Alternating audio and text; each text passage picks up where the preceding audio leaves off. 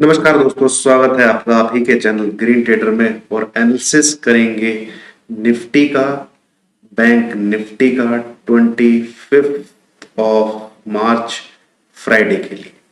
कहाँ से हमारे का व्यू बन सकता है बाई का, और कहाँ पे ये व्यू कैंसिल हो जाएगा सेल का, उसको एक बार एनालाइज करने की कोशिश करते हैं। सबसे पहले तो आज के मार्केट की हम एक बार चर्चा कर रहे हैं। तो जो कैंडल्स बनी है निफ्टी की, आप देखिएगा, ये हाई तो बनाया, क्लोजिंग नीचे हुई, नीचे से खींच के ऊपर लेके आ गया।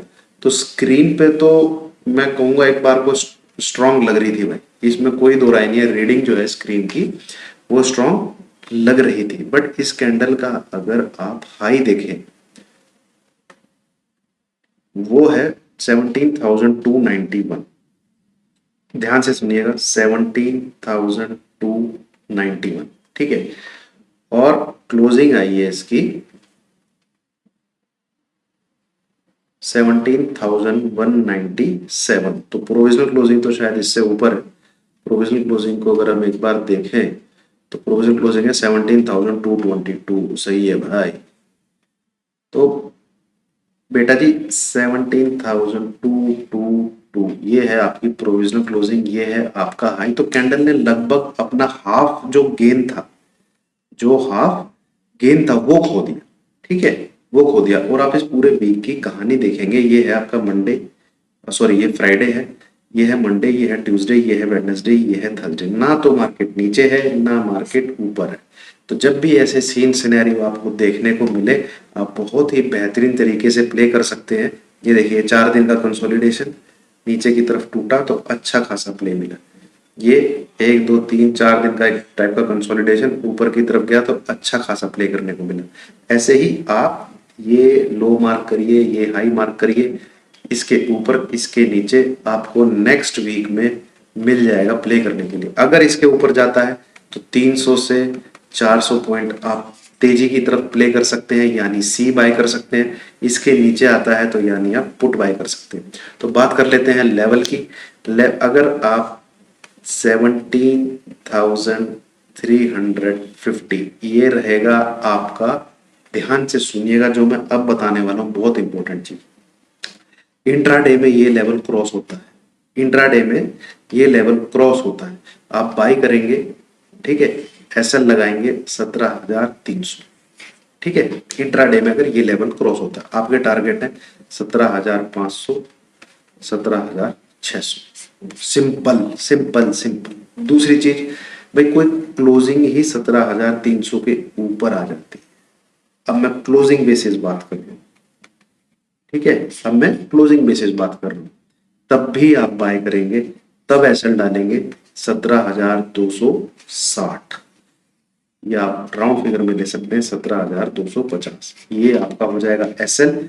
क्लोजिंग बेसिस में आप इसके ऊपर बाय करेंगे, टारगेट अगेन आपके 17,500, 17,600। ये तो ये है दोस्तों, अगर ये ऊपर की तरफ, ये बस रेंज इंट्राडे में ये रेंज तोड़ दे ऊपर की तरफ बाय। अब नीचे की तरफ आते हैं। कोई भी क्लोजिंग अगर इसकी 17,070 इसके नीचे क्लोजिंग आती है, तब भी हम सेल साइड का ट्रेड लेंगे।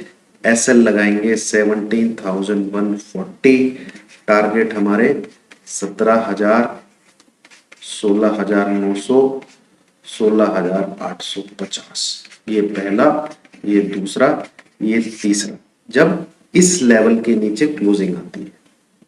सिंपल नोट कर लीजिए, ठीक है। तो इस प्रकार से हमारा नेक्स्ट वीक में प्ले आउट होना चाहिए। मुझे बहुत उम्मीद है कि ये जो रेंज है ये नेक्स्ट वीक में टूट जाएगी, और हमें इसके ऊपर 300 से 400 पॉइंट मिलेंगे।